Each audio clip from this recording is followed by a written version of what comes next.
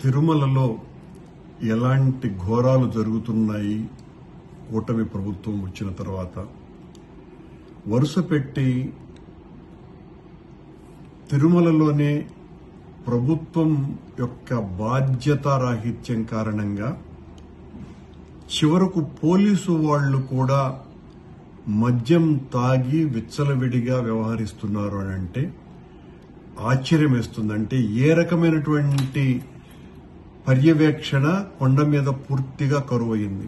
ఎంతసేపు మా మీద పడి ఏడవటం తప్ప గత ప్రభుత్వం అన్ని అక్రమాలు అన్యాయాలు ఘోరాలు చేసినాయి అని చెప్పుకోవటానికి ఈ సంవత్సరం అంతా గడిచిపోయింది.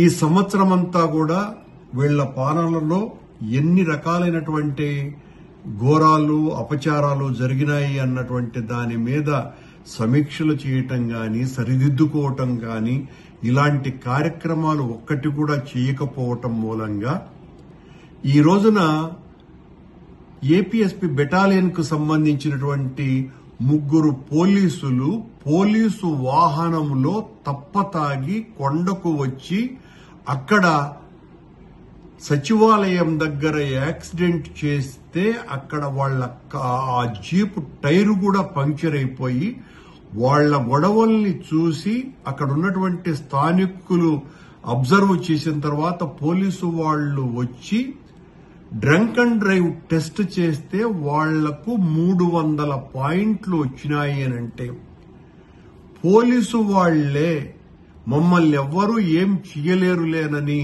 కొండ మీద ఈ రకంగా తప్పతాగి వస్తున్నారు అని అంటే ఇక ఏ రకంగా ఈ ప్రభుత్వం ధర్మ పరిరక్షణకు పూనుకున్నది, తిరుమల పవిత్రతను కాపాడాలని నిశ్చయించుకున్నది, గత ప్రభుత్వ ప్రక్షాళన చేస్తున్నాము అని నిరంతరం వాగుతూ కాలం గడిపినారు.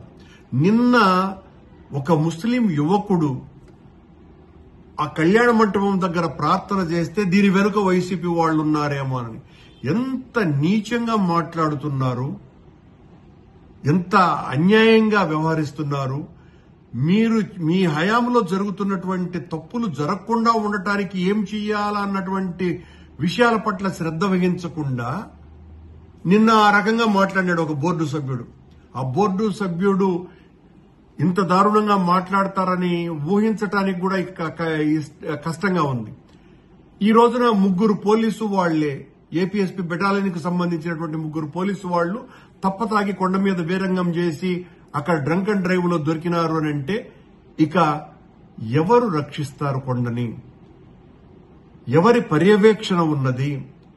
ఎవరైనా పట్టించుకుంటున్నారా? ఎంతసేపు మీ పైరవీలు, మీ వీఐపీలకు ఊడిగాలు, మీ దర్శన టికెట్లు అమ్ముకోవటాలు, వీళ్లతో మీరు కాలం గడుపుతూ మా మీద అభండాలు ఇంకా సంవత్సరం గడిచిపోయినా మీరు అధికారంలోకి వచ్చి మా మీద మాట్లాడటమే తప్ప అక్కడ జరిగే ప్రతి అన్యాయానికి ఈ రోజున ఈ 3 పోలీసు వాళ్లు తాగి వచ్చిన దానికి కూడా ఆ బోర్డు సభ్యుడు దీని వెనుక వైసీపీ వాళ్లు ఉన్నారేమో అని చెప్పినా కూడా ఆశ్చర్యపడాల్సిన పనిలే.